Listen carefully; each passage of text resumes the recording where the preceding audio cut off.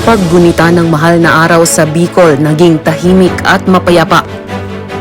Police sa Region 5 nagpapasalamat sa pagkilala ng Department of Public Works and Highways Regional Office 5 sa mga kasurugkaps bilang malaking bahagi upang maging maayos ang daloy ng trapiko sa Bicol's National Road Network noong kasagsagan ng Semana Santa. At PNP Bicol all out ready para sa national and local elections ngayong buwan ng Mayo. Libo-libong pulis ipinakalat at 100 pang dagdag na pulis ang nakadeploy sa Masbate at Albay. May naka-standby ding deployment team para sa BARM kung kakailanganin. Sinsirong tinututukan ng Pro 5 ang seguridad ng Region 5 para sa layuning magkaroon ng ligtas, tapat at mapayapang eleksyon 2025. Panoorin ang mga pangyayari dito lamang sa ika-71 linggo ng Weekline. Noong linggo, ika-20 ng Abril, maaga pa lang nakahanda na ang ating Game Changer General upang makibahagi para sa salubong at Easter Sunday Mass sa Santo Niño Chapel sa loob ng Regional Headquarters. Sinundan ito ng bicycle patrol sa lungsod ng Legazpi at munisipyo ng Daraga. Pagkatapos ay pinagtuunang pansin din ang mga trabahong opisina at kinahapunan diretso naman ito agad sa kanyang mas pinahabang oras ng motorcycle patrol upang makaalalay sa kaayusan ng trapiko at kaligtasan ng ating mamamayan sa mga pampublikong lugar. Ika-21 ng Abril, Lunes, pagkatapos ng maagang flag raising and awarding ceremony sa Pro 5 Grandstand, guest of honor and speaker si Police Brigadier General Dizon sa closing ceremony ng Basic Internal Security Operations Course sa RSCU 5 Annex, Barangay Villahermosa, Daraga, Albay. Pagbalik sa opisina ay panauhin ng ating Game Changer General ang mga miyembro ng The Lady Miners of Orosite High School na isang kupunan ng basketball na nanalo ng gold medal sa Palarong Bicol 2025 at maglalaro dala ang pangalan ng Rehiyong Bicol sa Palarong Pambansa 2025 sa Ilocos Norte. Suportado ng ating Game Changer General ang mga atletang Bicolano, hindi lang dahil sa ito'y pamamaraan ng ugnayang mamamayan at pulisya, kundi maging siya man ay maituturing na sports enthusiast. Ipinagpatuloy ng ating Game Changer General ang mga administratibong gawain at pagkatapos ay nagsagawa din ito ng motorcycle patrol pagdating ng dapit hapon kasama ng ating masisipag na kasurugkaps motorcycle patrollers.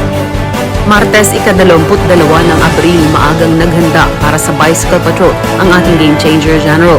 Sinundan ito ng pakikiisa niya sa Automated Counting Machines Hub Inspection kasama si Attorney Maria Juana S. Valeza, ang Regional Election Director ng COMELEC Regional Office 5 at ilan pang foreign observers and media representatives. Nagkaroon din sa araw na ito ng meeting ang ating Game Changer General kasama si Ms. Barbara Zlefarska at Mr. Milan Kuksa of European Union Election Observation Mission Philippines 2025. Bahagi din si Police Brigadier General Dizon sa ginanap na send-off ceremony para sa augmentation of personnel to Masbate Police Provincial Office, kaugnay ng preparasyon para sa 2025 national and local elections. Pagbalik sa opisina, hinarap naman ng ating Regional Director ang courtesy visit ng mga personnel ng Regional Explosive Ordnance Disposal and K9 Unit 5 sa pangunguna ni Police Major Jude G. Nicolasora kung saan naging makabuluhan ang usapan dahil na rin sa mga kasalukuyang aktibidad. Nagtapos ang araw na ito para sa ating Game Changer General sa pamamagitan ng motorcycle patrol sa lungsod ng Legazpi at munisipyo ng Daraga sa Albay. Miyerkules, ika-23 ng Abril, pagkatapos ng maagang bicycle patrol, pinaunlakan ni Police Brigadier General Dizon ang isang live interview ni Mr. Norris Mingoy ng Brigada News FM Legazpi, kaugnay ng mga preparasyon ng Police Regional Office 5 sa nalalapit na national and local elections 2025. Nagkaroon din ang ating Game Changer General ng mga panauhin sa kanyang tanggapan, kagaya na lamang ni Mr. Alfonso Abina, Contested Ballot Box Custodian 2 of Committee on Local Absentee Voting ng Commission on Elections, at mga sepak takraw girls ng Lakag National High School, Daraga, Albay na maglalaro sa Palarong Pambansa 2025. Pinangunahan din ng ating Regional Director kasama si Police Colonel Alvin R. Consolacion, ang Chief of Regional Staff ng Pro 5, ang isang staff conference para sa mga kasalukuyang direktiba, mga ipinapatupad at mga preparasyon ng pulis sa Region 5.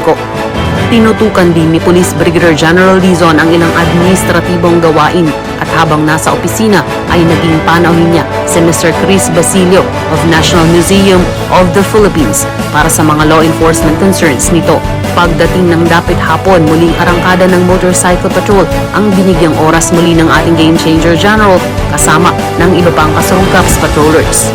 Samantala noong Webes, ika-24 ng Abril, pagkatapos ng bicycle patrol ng ating Game Changer General, ay panauhin niya sa kanyang tanggapan ang mga miyembro ng Enhanced Monitoring of Police Overall Wellness o EMPO sa pangunguna ni Police Colonel Jesemir N. Protasio, ang chief ng RMDU 5. Pinaunlakan din ni Police Brigadier General Dizon ang panayam ni Miss Jane Nate ng Bombo Radio Legazpi sa araw na ito. Pagkatapos ay virtually present ang ating Regional Director sa meeting ng National Headquarters sa pangunguna ng ating hepe ng Pambansang Pulisya ng Pilipinas na si Police General Romel Francisco D. Marbil. Ilang gawaing opisina din ang binigyang oras bago magsagawa muli ng kanyang palagiang motorcycle patrol sa lungsod ng Legazpi at munisipyo ng Daraga sa Albay. At noong Biyernes, ika-25 ng Abril, mainit ang naging pagtanggap ng buong pamunuan ng Pulis sa Region 5 sa pagbisita ni retired Police Brigadier General Josephus G. Angan na ngayon ay Commissioner ng National Police Commission. Nasa Pro 5 ang nabanggit na commissioner para sa isang ugnayan o interfacing sa mga kapulisan ng Pulis sa Region 5. Pinaunlakan naman sa araw na ito ng ating Game Changer General ang courtesy ko ni Police Colonel Roberto R. Odiver Jr., ang OIC ng Operations Management Division ng National Police Training Institute sa kanyang tanggapan. Gayon din ang pagbisita ni Ms. Chona Pintor, ang Finance Council ng St. Stephen, the Proto-Martyr Parish, Ligao City. Nagtapos ang araw na ito para sa ating Regional Director sa pamamagitan ng pagtutok niya sa ilang mga administratibong gawain. At noong Sabado, ika-26 ng Abril, mas pinaagang bicycle patrol muli ang isinagawa ni Police Brigadier General Dizon kasama ng iba pa nating kasurungkaps patrollers. Maraming oras din ang iginugol ng ating Game Changer General sa mga administratibong gawain bago muling nakiisa sa isinagawang interfacing and document ni retired Police Brigadier General Josephus G. Angan, ang Commissioner ng National Police Commission sa mga personnel ng Naga City Police Office. Ito ay ginanap sa Naga City Hall, J. Miranda Avenue, Concepcion, Piquinia, Naga City, Camarines Sur. At sa mga operasyong naisagawa sa buong linggo mula ika-20 hanggang ika-26 ng Abril taong kasalukuyan, umabot sa mahigit 800,000 pisong halaga ng ilegal na droga ang nakumpiska ng mga operatiba ng pulis sa Region 5 na nagresulta sa pagkakaaresto ng 34 na suspects mula sa 32 ginawang operasyon. Nanguna dito ang Masbate Police Provincial Office, sinundan ng Camarines Norte Police Provincial Office at pumangatlo ang Camarines Sur Police Provincial Office. Sa kampanya kontra illegal gambling, inaresto ang 17 suspects mula sa ginawang 6 na operasyon. May 14 na operasyong naisagawa naman sa kampanya kontra loose firearms kung saan 6 ang inaresto. Habang 10 suspects ang huli sa kampanya kontra illegal fishing mula sa 8 ginawang operasyon at pagkakakumpiska ng mahigit 400,000 pisong halaga ng mga kagamitan. Huli naman ang 3 suspects sa kampanya kontra illegal logging na nagresulta sa pagkakakumpiska ng mahigit 20,000 pisong halaga ng mga lumbers at flitches.